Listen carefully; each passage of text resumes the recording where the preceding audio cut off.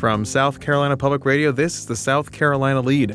I'm your host, Gavin Jackson, and this episode was recorded on April 25th, 2025 from South Carolina Public Radio Studios here in Columbia. On this episode of The Lede, we look at the Senate-approved budget and what briefly stalled the school voucher bill in the Senate chamber. We also follow up with Senator Larry Grooms for more details on that historic hearing on Monday to remove State Treasurer Curtis Loftis as we await clarity from the House. And we also have our monthly Gavin Open Seas Maritime Report. Gosmar. But on a more serious note, folks, I want to ask you not for a voicemail right now, but for a different kind of submission. Here at ETV, we are putting together a collection called Voices Collected, and it's focused on remembering those that we lost from the Emanuel 9 tragedy almost 10 years ago. It's a group effort we're doing here at ETV to solicit you to give us your input and your thoughts and your memories about that tragedy and how you've responded to it and thought of it over those years.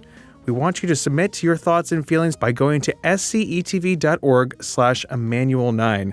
You can submit your thoughts there and let us know if you want to be recorded for our project Voices Collected. However, we still want you to submit your voices to the Lede too in our voicemail box at 803-563-7169. Obviously a little bit more lighthearted, but we would love to hear from you in our wind down section. Give us some hot takes. Give us some of your thoughts. Session's almost over. What did you maybe hope would have gone through this year? We won't get too political, but let us know 803-563-7169.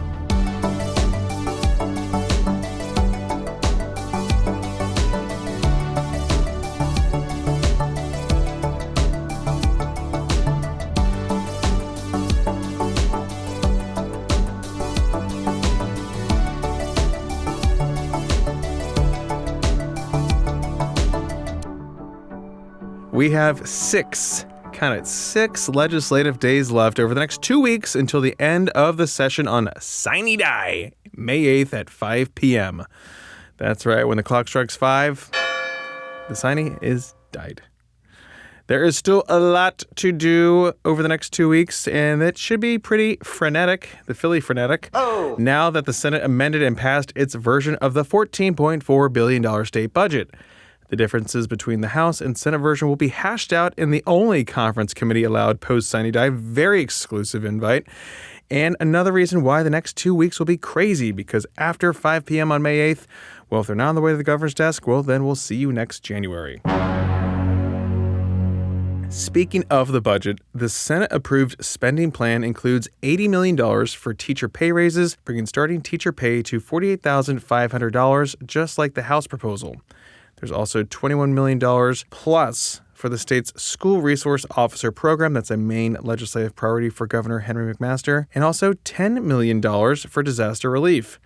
There's $7 million for family court management, judicial system, and attorney and staff retention, as well as $4 million for cell phone interdiction at the state's prisons, among other top issues. There are some key differences in the budget versions, including over tuition mitigation, bridge funding, and tax cuts, though both the House and Senate are looking to bring the state income tax to 6% from 6.2%. Mayan Schechter notes in the gavel that the Senate spending plan also made changes to provisos, those pesky little one-year budget add-ons, to raise in-district pay that can cover travel, office supplies, and other eligible expenses for lawmakers.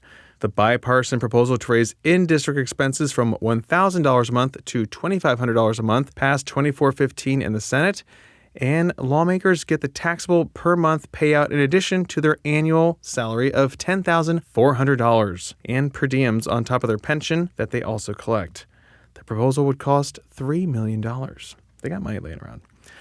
Remember, this week started on Monday, which is not usual. Well, at least in the Senate, it started on Monday with that historic removal hearing for Treasurer Curtis Loftis. Then senators gavelled in on Tuesday to begin budget debates. And then once the budget was wrapped up this week, the Senate went back to the bill that started session off back in January. School vouchers. Remember that? Yes. Yeah? Yes. However, S62 looks much different than when it first left the chamber and was going to fund school vouchers through education lottery funds. The House changed that back when it passed it on February 27th, and since then, the bill has been in the ether. It's not quite a gas or a liquid. I'm also being told that's plasma. Wasn't much for science. Get out of here. Anyway, leaders in both chambers have negotiated behind the scenes with changes that came to light last week when the Senate amended it and set the vouchers or scholarships amount to $7,500 per child. There will also be 2 enrollment periods based on this amendment, first for students already in the program and another for new students. The bill also set the student limit up to 15,000 students who can participate in this program.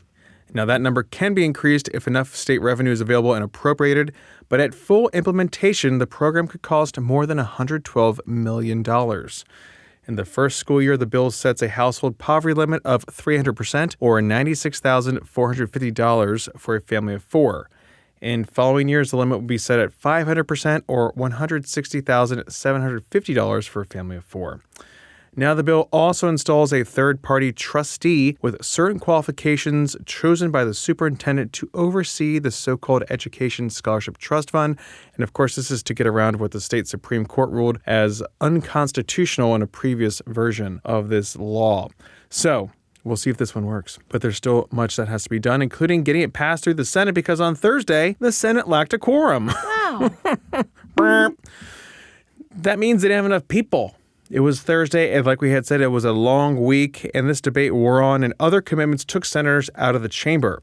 Senate Majority Leader Shane Massey told reporters that he anticipated the issue and expects to pass the bill on Tuesday. No, I'm not worried about that. We'll get this done on Tuesday. It's probably going to lead to a little bit longer days going forward to try to get some stuff done, but I'm not worried about that. We'll still be able to get everything done. Massey said there were several more amendments that need to be dealt with, but Senate Education Committee Chairman Greg Hembry said he will knock those down, as this is the compromise amendment that he negotiated with House Education Committee Chairwoman Shannon Erickson. Massey spoke with reporters on Thursday and gave this outlook for what will be a very busy 2 weeks. Well, there are still a number of things that we want to do. You know, you get towards the end of session and you realize we've only got 6 days, but there are 12 things we want to do. And you try to figure out the best priority that you can. But yeah, I mean, we've got some things that we really want to get done. I mean, I think failure to stop for a blue light is a big one. We've got the hands-free legislation that's out there that we may try to take a shot at. There's some other things we're going to talk about in caucus as to whether senators want to bring some issues up. There are plenty of things that we can do in 6 days. But as I tell senators all the time, too, especially within the caucus, I don't really want to plan for anything major that last week, because for those of you who've been around here the last week of session, you know it is chaos. So we're going to have lots of things going back and forth. It's going to be hard to focus on one contested piece of legislation because you're going to have interruptions from stuff flying back and forth. And in addition to that, as Mary keeps reminding me, we don't have conference committees meeting after 2 weeks from today. So that means that last week you're going to have some conference committees going on as well. So I think that next week is probably going to be a week for us to do some big stuff. We might be able to get 1 or 2 things done that following week, but that last week is, with just so many things flying back and forth, it's hard to do something big contested that last week just because of timing. So where does that put the big bills that we spent most of this session talking about, like tort reform? You guys remember how much we used to say that? Tort reform, yeah. And energy. Well, I'm glad you asked, because my Aunt Schechter did the same thing. Here's Massey. So I think for those things where you've had the debate, that if there are agreements that get reached or if you have conference reports, there are opportunities to get those done. You can get those done in a day, in a few hours. Even if it's something contentious, in the last week, and we haven't pulled the trigger on cloture at all this year, and I don't like doing that. But in the last week, like if it's apparent of what's going on, then at 2 hours and 1 minute, then we're going to pull the trigger because we got to move stuff along, and that's what we've done in the past. But there are opportunities if we can get agreements on those issues, other issues. We can get those types of things done. It's a big issue that's going to require multiple readings, and you got to deal with amendments. That's where you run into problems. And so I would like to avoid those that last week if we can. Any update on the tort reform and the energy bill discussions with the House?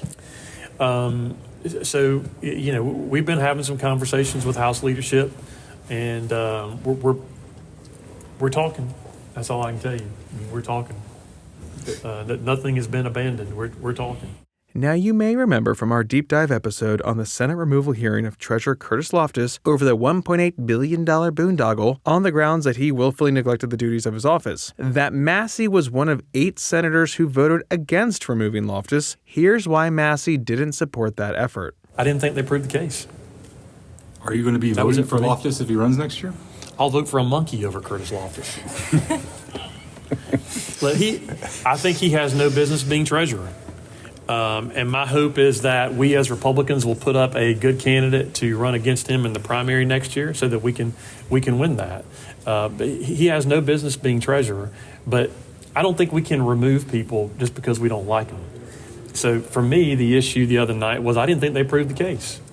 And that's why I voted no. Thank you, my instructor, for that info, audio, and the State House gavel for those details. You can find that at southcarolinapublicradio.org.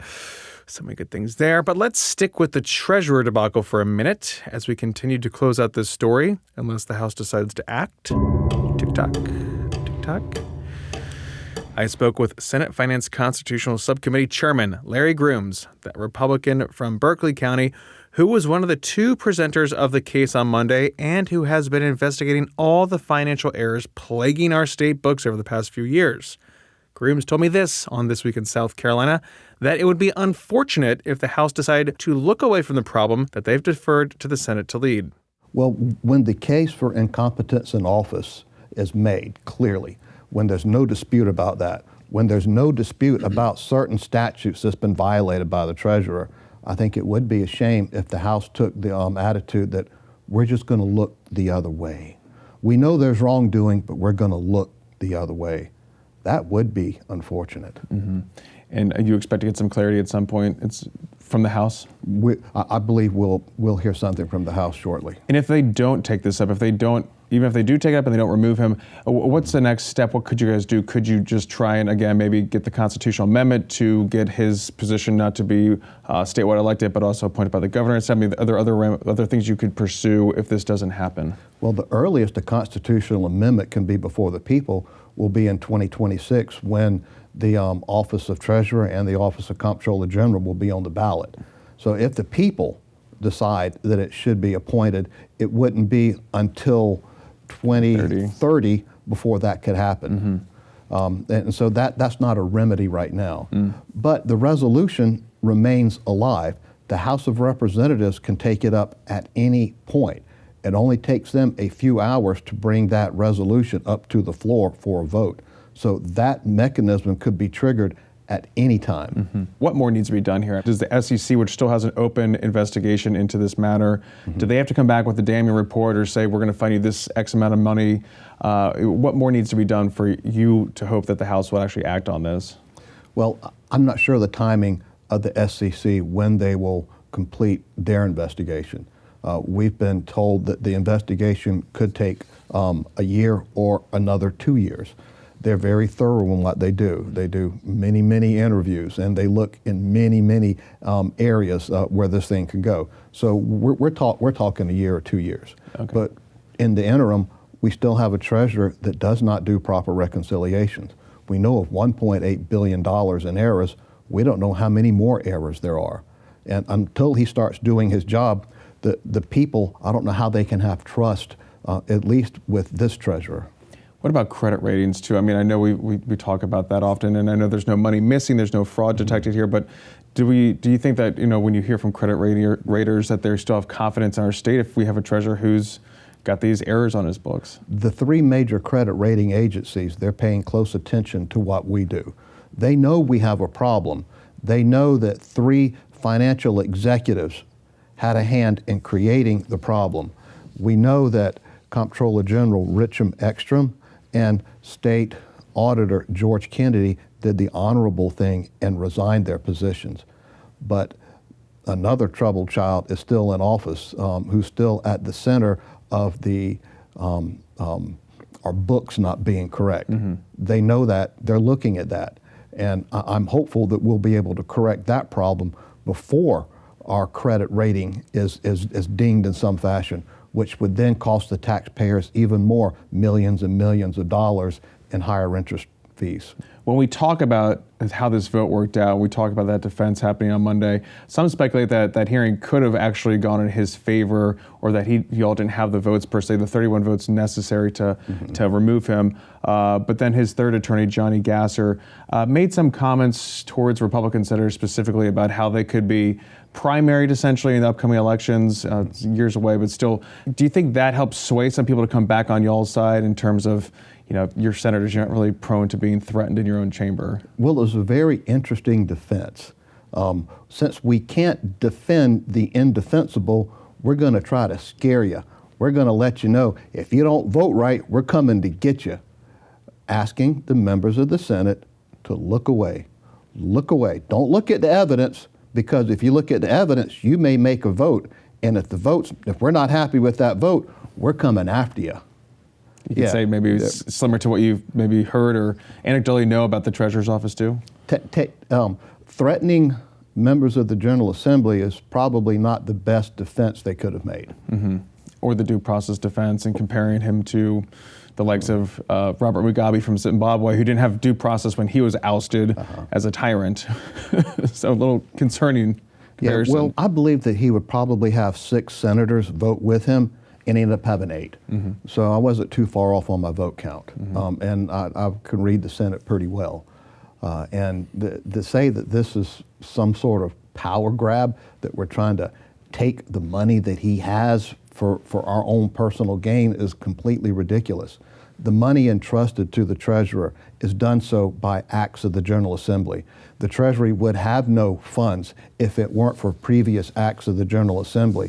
All the money that's held in trust by the state treasurer has a particular purpose. It's not like it's free money that we can just grab. Y'all appropriated it. We've appropriated it, or it's been collected through fees. It could be federal pass-through money. There's anywhere between $50 and $70 billion held in cash of taxpayer money.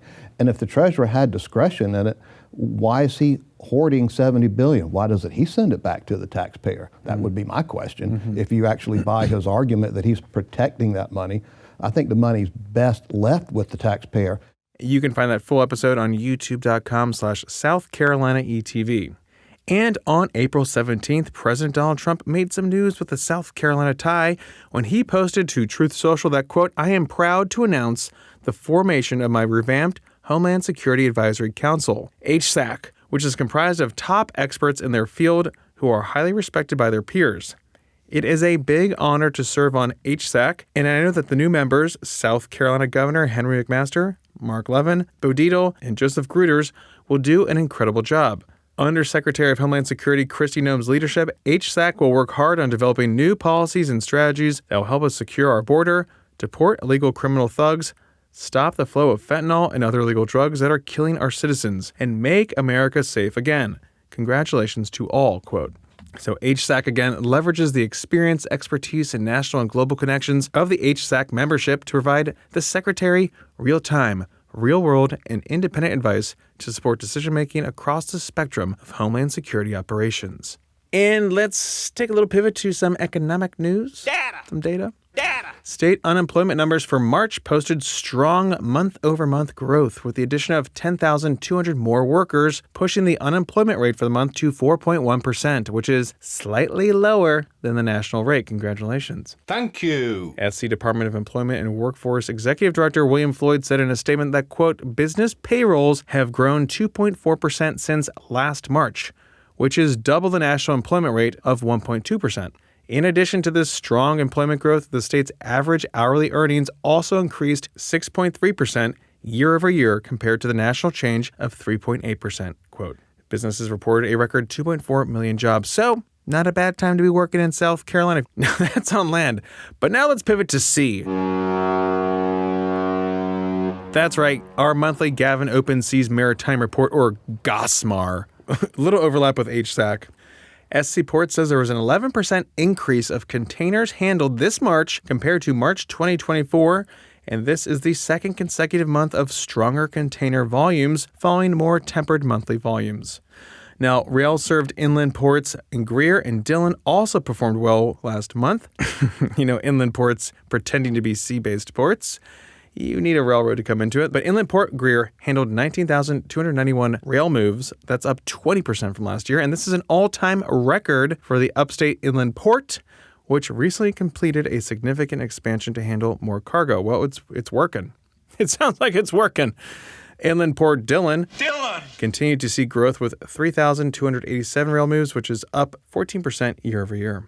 Now, the Maritime community handled 20,483 vehicles at the Port of Charleston in March. Now, that was up by some 9,000 vehicles from February. So we got BMW's price to move, slaps hood of the car. SC Port's president and CEO Barbara Melvin said in a statement, quote, "While we anticipate volume fluctuations amid economic uncertainties, we are encouraged to see stronger volumes across all of our business segments," quote. Things are good. Things are good. Good Gosmar report. We love gospel. Oh, I'm on there. I said that. Oops. Oh, delete.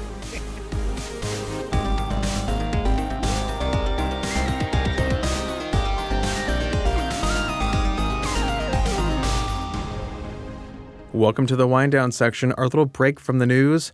We're glad you're here, as well as A.T. Shire, lead podcast producer, is here with us. We folks. finally made it, folks, okay? We're back, okay? Oh, boy, yeah, it's been a minute. We had spring break. Gavin was on spring break. We're finally back here. And we have a sort of old call, Gavin, if we're going to jump right into this, Sure. okay? It's from a little while back, but, I mean, it's still apropos. We're still going to play it. Okay. Still a great friend. Here Sure. we go. That's the lead promise. Hey guys, correspondent Kevin here. Long time no speak. Had to weigh in. Been busy. Got a 6-month-old, a 6-year-old, a wife that just turned 26. That's not her real age, but that's what we're calling the triple sixes. Weighing in on my master's experience at Augusta National. Was on location. No phone, no radio, no drama. Hashtag. Enjoyed many, many gourmet sandwiches, ice cream sandwiches, and green cups. It's good. Everybody was polite. Weather was great. Saw some golfers. Saw some people. Saw some more people. So yeah, good economic impact. I like it. Money everywhere. People coming and going to the airports, to the hotels, the Airbnbs, everything. Anyway, y'all be good. Enjoy any $2 sandwich you can get your hand on. That's the rules.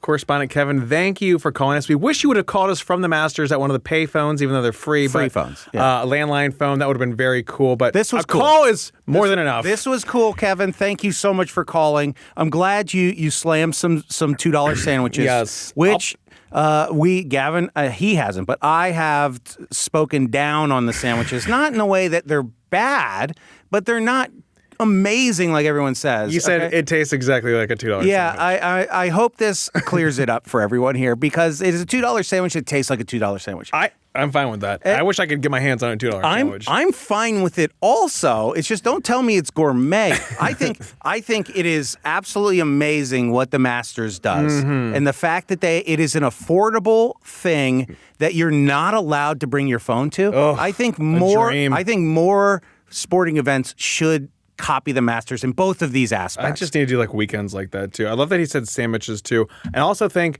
that when we're talking about ranking phone calls from people, right? I think wasn't there like a From the Seinfeld Master? episode on this? I think it starts at it's Air Force One, then the Masters, and then I guess prison. But like, or like I would be happy with a prison call. I would. Oh, you're spending some time calling me? Thank you, Alec Thank you, Murdoch. yes. I have to tell Alec Murdoch stop calling me. I don't have any legal advice for you. He has sir. your personal number. I know. Yeah. You know, it's like He fully did. it's like getting on a signal chat and everyone finding out your personal information. My, oh my. Yes. But there was a great Masters, though. It I mean, was. I wish I could have been there. I mean, anytime, but like that weather looked fantastic. Oh my God, I can't imagine a better weather time. And this was, I think, the most storybook Masters of my lifetime. You know, like it had everything. It had as many highs as there were lows. hanging You know, on every step. honestly, I would say one high more than there were lows because Rory. Oh. I mean, it was a roller coaster ride. was. He played just as bad as he played well. It was crazy. It was Glad. crazy in a way that was relatable, in the way that like Tiger Woods blowing the field out in his first Masters. That's not relatable. This guy messed up. He came back. He overcame messing up.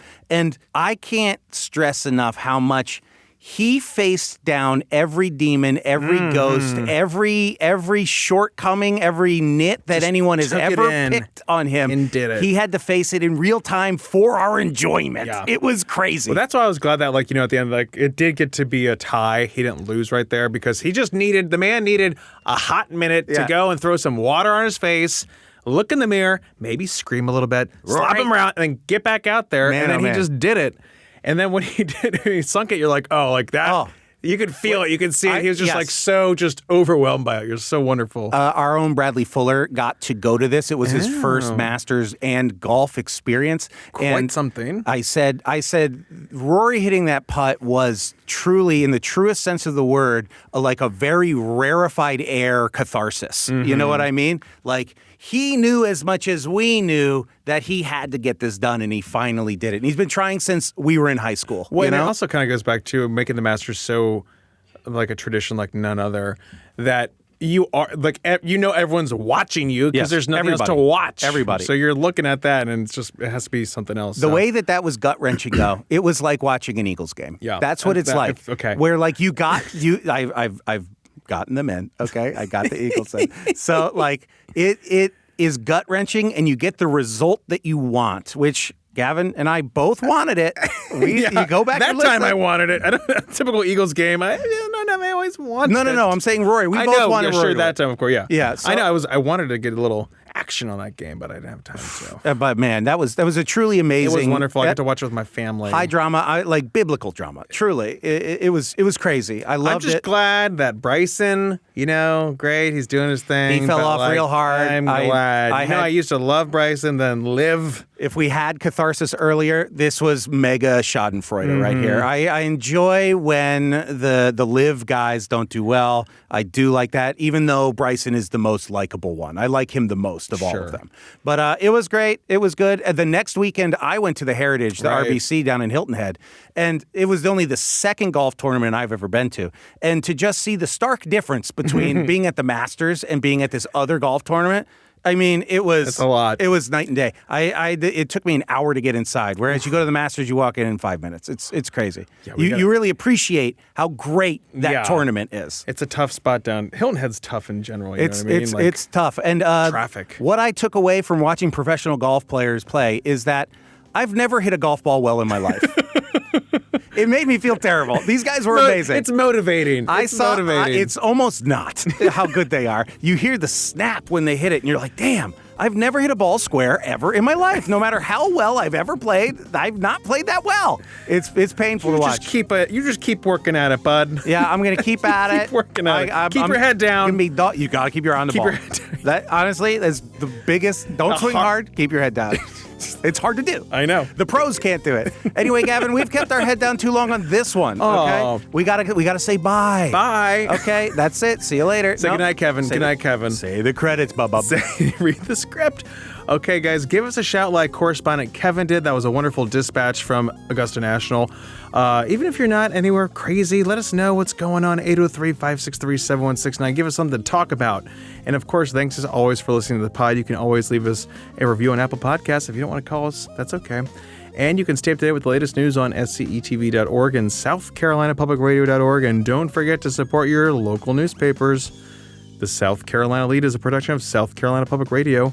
Our producer is A.T. Shire. Amy Crouch is our supervising producer. Sean Birch is our executive producer. This podcast is produced with support from PRX and is made possible in part by a grant from the John S. and James L. Knight Foundation, as well as listener contributions to the ETV Endowment of South Carolina. For the South Carolina Lede, I'm Gavin Jackson. Be well, South Carolina.